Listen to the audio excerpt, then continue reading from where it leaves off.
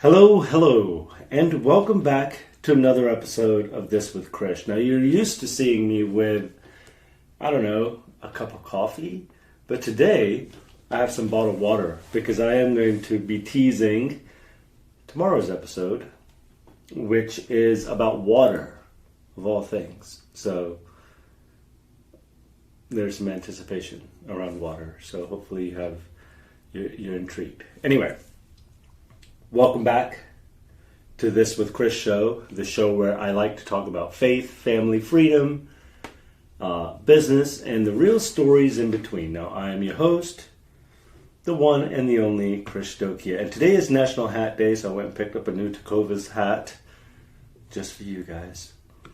Okay, so listen, if you listened to yesterday's episode, which is about the American dream and how it's not gone, it's just changed. This is a kind of follow-up that I teased yesterday. If you haven't listened, go back and listen. This is the practical side, the part after the motivation wears off and, you know what, the real life shows up. Because believing the American dream is alive is one thing, okay? But surviving the pursuit of it, you guys, without burning yourself out is a completely different story, okay? I'm going to try to stop saying I'm still working on that, you guys. I'm sorry, I'm just not that great yet.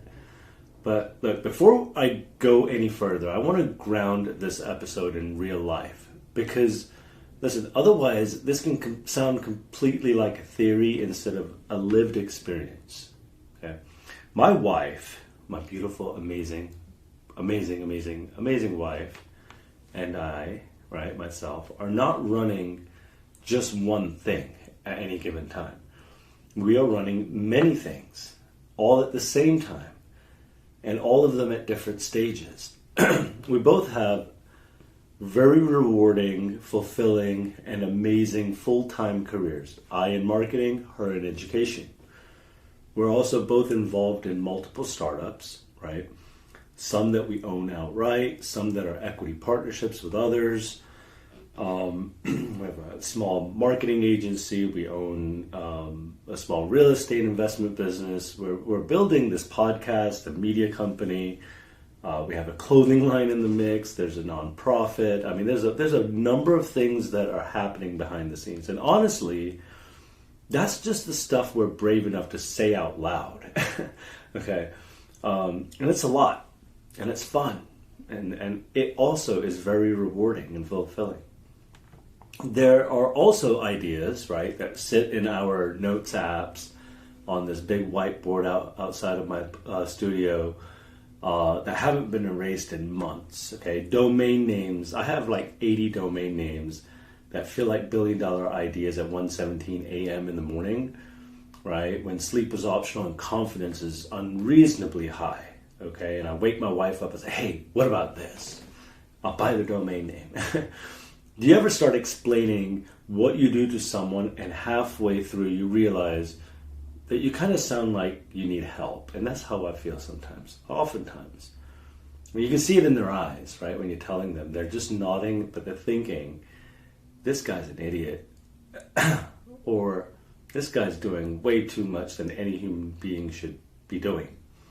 And at some point, people stop asking, right, what do you do? Because they don't want this mouthful of just stuff coming out of you every time. And they may want to ask you more specifically, what are you doing this week? Right? And from the outside, maybe sometimes it looks impressive. Sometimes they just think you're kooky, right? But people do say things like, wow, that's amazing. How do you juggle all of that? You guys are always building something. Some people say that. Some people just think we're stupid and crazy. It is what it is. Okay? But for the folks that are positive, right, and uplifting, what they don't see is the weight of it all. They don't see the mental tabs that never close. They don't see maybe the decisions following you throughout your day, breakfast, lunch, and dinner. You're still making decisions. They don't see those moments where you're technically winning, but you are inside, and sometimes visually outside, very exhausted. And here's something I want to say very clearly, right? especially because this involves my wife. None of it, this podcast, the newsroom, none of this stuff works unless my wife, Shannon, and I are very aligned. Because burnout does not just happen to individuals, right, that think they're entrepreneurs or are entrepreneurs or whatever. You know where it happens to marriages. It happens to families. It happens quietly. It happens through fatigue, miscommunication, and the phrase that's so common, we'll talk about it later. And that later never comes, right? The to-do list is undefeated. And there were seasons, right? And I've been like this for as long as I can remember. I've always tried, just maybe hustling, I don't know. But always working on something because it keeps me sharp, it keeps me excited and ambitious. And there were seasons where, her and I looked at each other and said, look, we can't just keep doing it like this. Not because we didn't believe in what we were building, but because the way we were building it was definitely not conducive to having a relationship, a family, and it was not sustainable. Okay? And sometimes that conversation sort of didn't happen in some dramatic sort of sit down, right? Sometimes it happened while, maybe we're unloading groceries or late at night when my wife is making me some apple pie with some ice cream, and one of us says something like, hey, for real, are we okay? And that's the entire tension of this episode. This is not coming from someone on the sidelines, right? Like I explained, we've got a lot of moving parts. This is coming from someone already in that arena. We're actively balancing ownership, risk partnerships, long-term bets, short-term cash flow. Sorry. Our obligations that are in our careers, right? That's first and foremost out of our creative ambitions, our family, our responsibility. And you know what is right at the front end of all of this? Faith. And yes, sometimes there were moments when Shannon and I laughed. Not because it was funny, but because if we didn't laugh, we felt like we should have actually been crying. You know that laugh, right? That we're fine laugh when you're just so exhausted, knackered. This is a lot laugh. Okay? How did we get here and how do we have 8 ideas and no free weekends laugh? And mind you, we still managed to be there for our kids and their sporting events and all the other parties but burnout doesn't mean you choose the wrong path.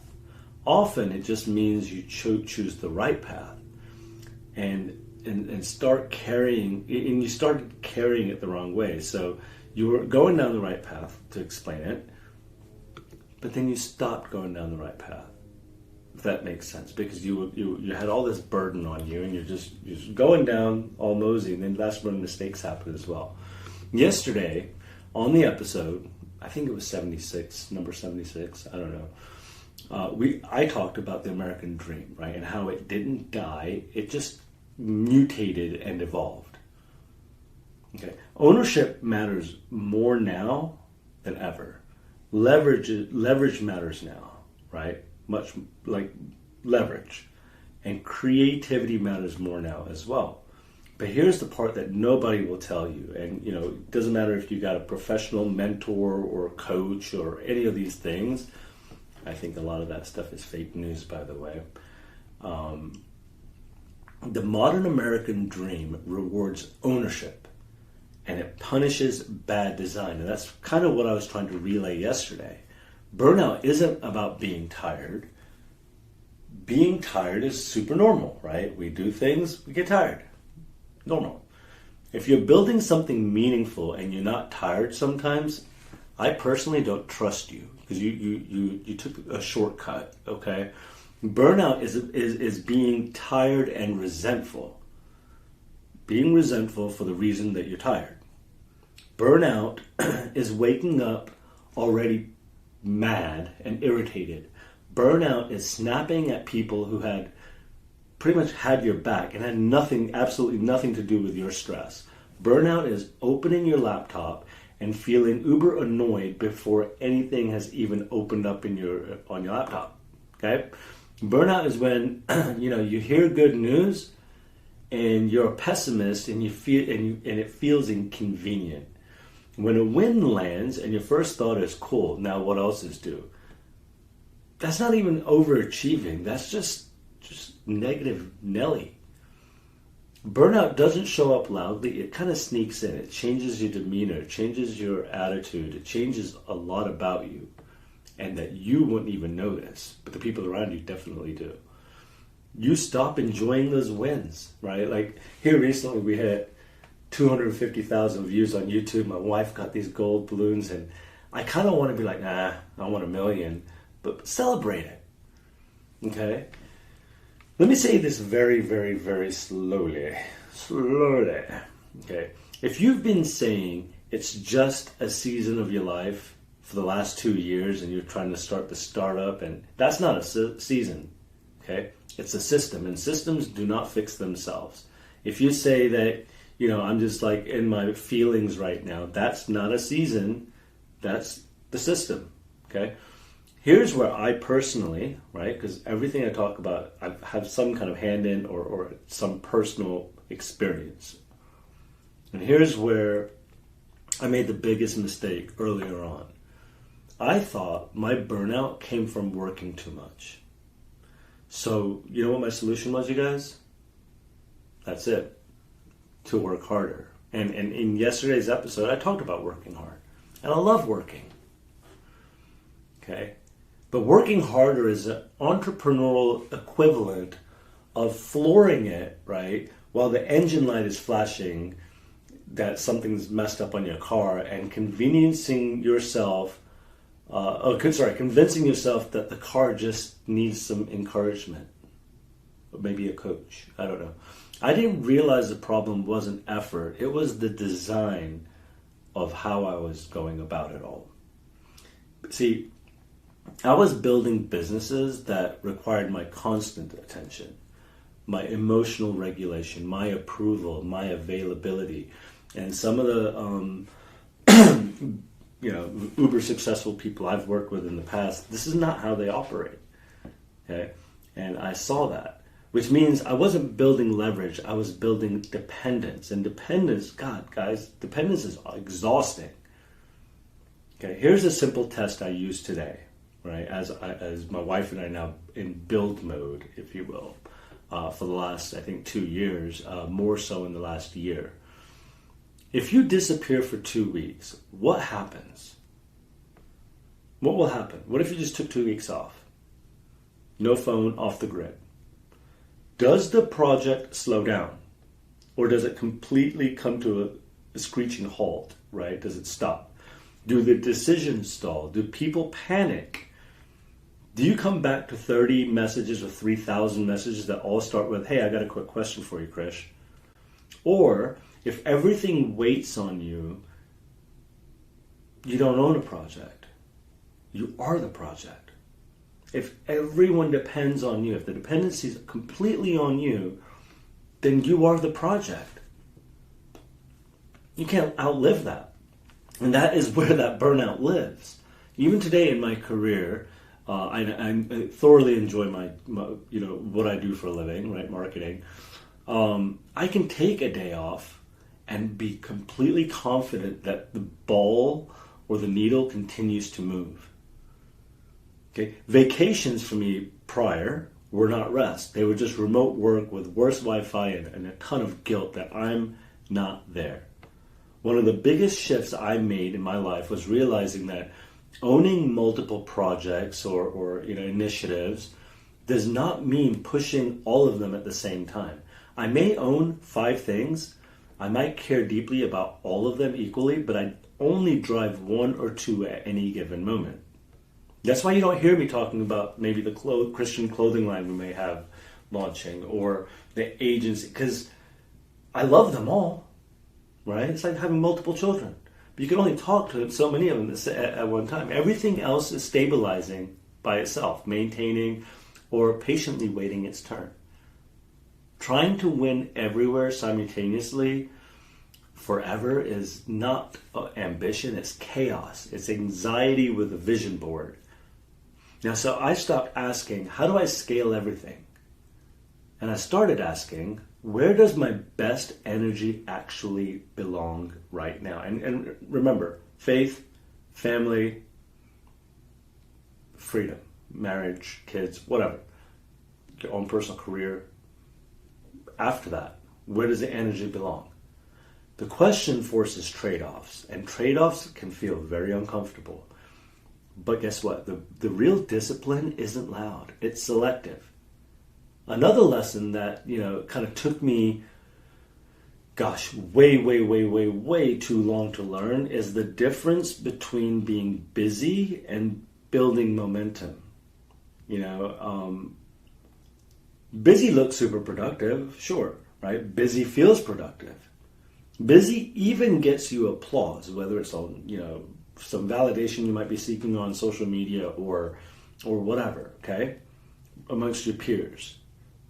But momentum, guess what? That is quieter. Momentum keeps moving, again, when you step away. You're not doing it for anyone else other than yourself, so why do you give a crap, right?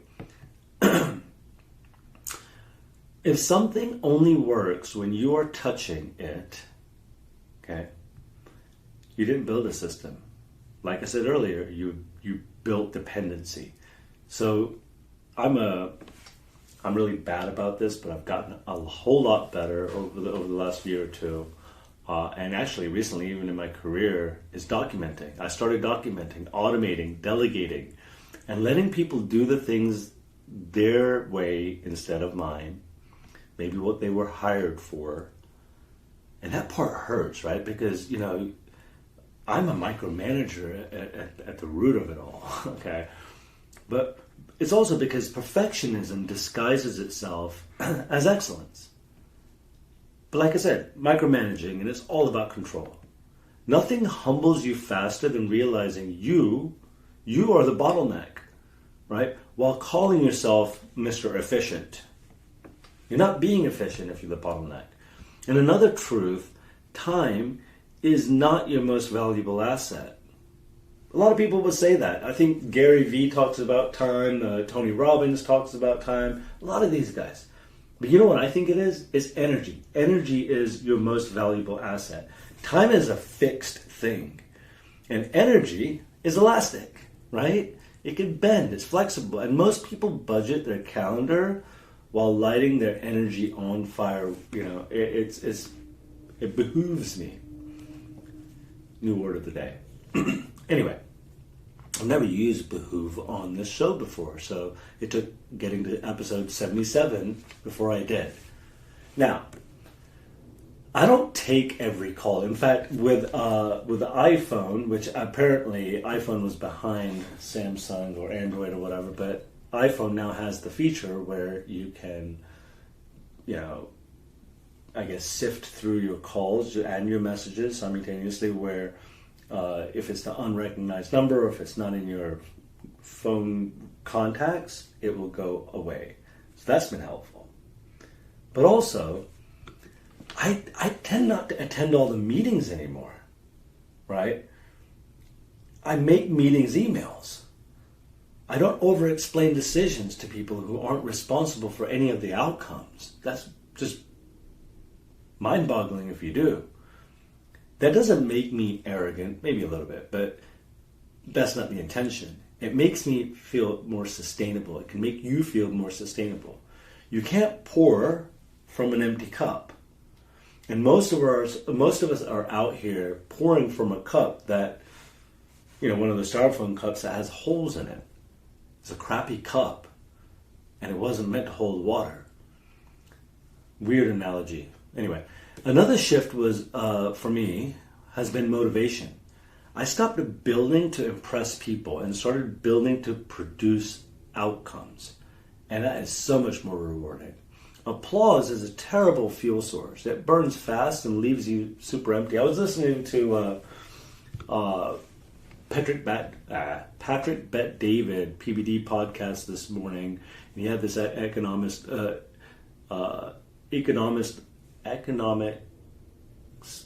whatever on there this morning. Anyway, and he kind of like plugged, I think it was called the David Consulting Agency, right? And so he says something to the effect of, oh, I've had this consulting agency. It's our best kept secret. I've never really talked about it.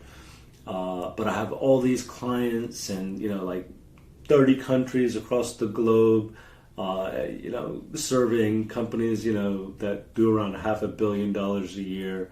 And they consult with them, right? From everything from marketing to strategy to development, all these things.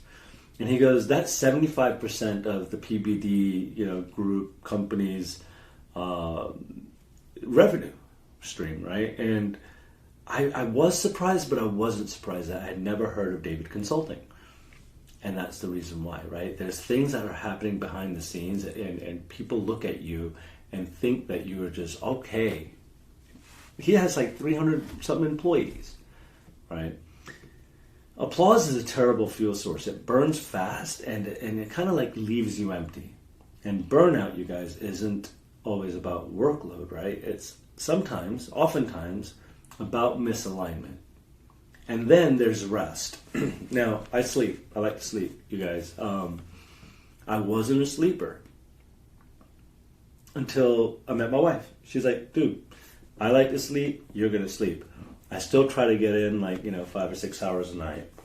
But what's funny is, ever since she got me this heated blanket, you guys, for Christmas, I've slept a lot better because I'm always cold. But the rest, right? When I talk about rest, I'm talking about we swear we'll do it later, right? The thing we all swear we're going to do is rest. And I used to believe that rest had to be earned. I used to tell people like, hey, I'll sleep when I'm dead. Not really that funny. Like once everything was finished, which is hilarious because nothing is ever finished, right? Then I felt I could breathe. Now I schedule margin on purpose, right? I protect my mornings. I allow boredom. I just don't mind being bored every so often. I step away without guilt when I need to, which is often. I spend a lot of quality time with my family, okay, and my friends, and it's healthy. Some of my best ideas didn't come from grinding harder. They came from slowing down enough to think. And health is super important as well, right? So if you heard yesterday, or maybe it was a couple of episodes ago, I write, okay, most of my topics and the core of what I want to talk about on my podcasts in advance. Sometimes it's the morning of, sometimes it's the day of rather, but usually the night before, okay? And you know where that happens for me? When I'm in the hot tub at the gym, or in the relaxation chair. They have a relaxation hydration thing or whatever upstairs in the gym, or in the sauna. Okay, I just take my phone and I just type it out. I rest at the same time. Okay. My ideas didn't come from just moving so fast. You have to slow down to think, and thinking is important. If your identity collapses when you kind of stop working, then guess what? Working isn't the issue. Identity is. That realization also forced me to confront who I was without productivity. When I was bored and I was sitting idle, like, who am I now? Because that was my whole shtick, right? That was who I have for the longest time been, okay? And it's like a persona that I've created, right? And that's uncomfortable when you realize that, like, okay, I'm not as fun anymore if I'm not doing all these things. That's how I felt when I stopped drinking alcohol also. And finally, let's talk about timing. I stopped believing everything had to win right now. You know, we live in this society, in this media-driven society, even in this, reels and streams and TikTok world, Snapchat world, where we see everyone else doing better, which is great. Have a friend who's got a G-Wagon. Awesome. But you know what? If it's not your time, it was that person's time. Okay? And the American dream didn't promise, right, when I talked about it yesterday, I said it's about patience. Right? The American dream and being rational doesn't promise immediacy. You know who did promise that? Culture. God, okay, no one's going to bring it back, is never in a rush. But algorithms are. I don't need every single project to explode this year. But I do need them to last. I need them to serve me, my family, and not steal from them. Okay? I need them to align, right, these projects with who I'm becoming, not with who I'm pretending to be, right? So drop the facade. Burnouts happen when vision outpaces wisdom. And, like I said when I started this episode today, that you're probably like, who is he to think that he can talk about this stuff? Well, guess what? It's my show. I can talk about whatever I want. And by the way, I have lived and experienced it, and that is why I'm sharing it. So again, if you're listening and you feel tired, not just physically, but mentally, okay, emotionally, and you know what, spiritually, hear this very clearly, right? You are not weak. You are not lazy. You are not failing this American dream. You're probably, and most likely, just overloaded. And overload is a design matrix problem. It's not your character flaw. It is not a character flaw. Pardon me. You don't need to quit everything, right? It's healthy to have things. You know what? It might not even be a startup or some entrepreneurial whatever, right? It could be a puzzle. It could be a hobby. Okay? It could be, I like to bird watch. But maybe you're not that good at it, and you maybe invest way too much time in it, and you're not getting any better. You don't need to quit it, okay? You might just need to reorder things. Maybe it's your day, and when you go out, or to look at birds. I know nothing about birds. It was a stupid example, okay? I honestly have never done bird watching. I've always thought it was kind of dorky, but, anyway. Look, my tip, if you will, is build slower, build smarter, and build with intention. And guess what? You know what? Like I was talking about earlier, I love all of the small projects, big projects, and mid-sized projects, as my wife does as well. Her own, even. She has multiple things going at once. But if you don't love them, don't do it. That is the other part of this, right? Like, don't do things that go against your moral beliefs, right? Don't do things that is just a trend or a fad that you're just trying to be like someone else. So if you see someone that's like maybe a social media influencer, and now all of a sudden you want to be that social media influencer, and you're doing those things, trying to emulate this person, but then you start showing off your body on Instagram, okay? That's not how any of this works, okay? And that was also probably a terrible, terrible example, but there it is. Look, the American dream does still work, like I said yesterday, but only if you're alive enough to enjoy it. If you're going to just kill yourself doing all the other things, then what's the point of any of it?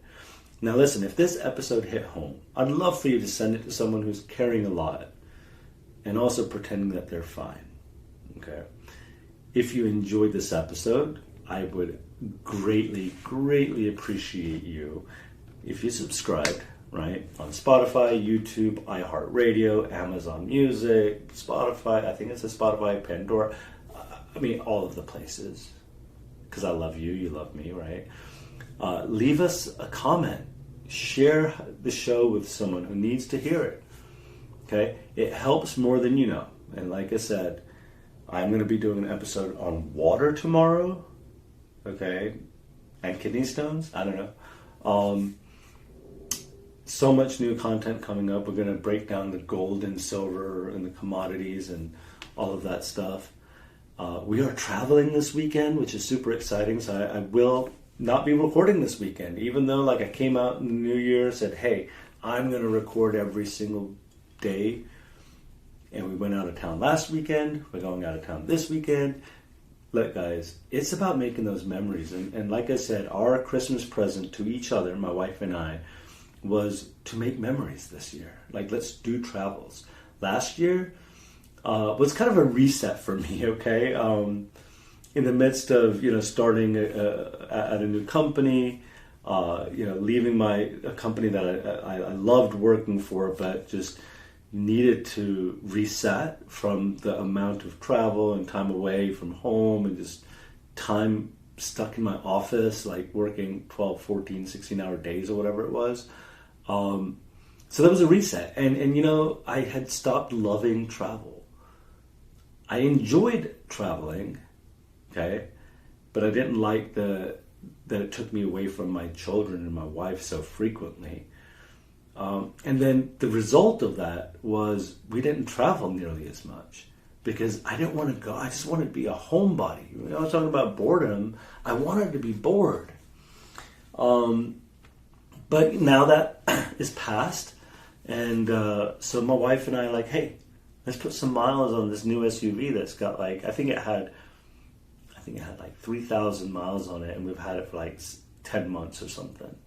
And so let's get an oil change. Let's put some miles on it. So we're starting to drive places, and it's so much fun. I did the whole episode on parent road trip tips. If you haven't listened to it, definitely do, because we will be using a lot of those tips again this weekend.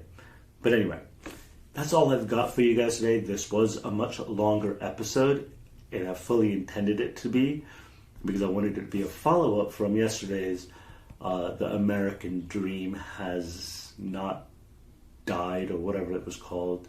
It changed, it mutated. Anyway, that's all I got for you guys today. And I appreciate you guys joining. And as always, I love you all. Good night. Or good morning, whenever you're listening to this.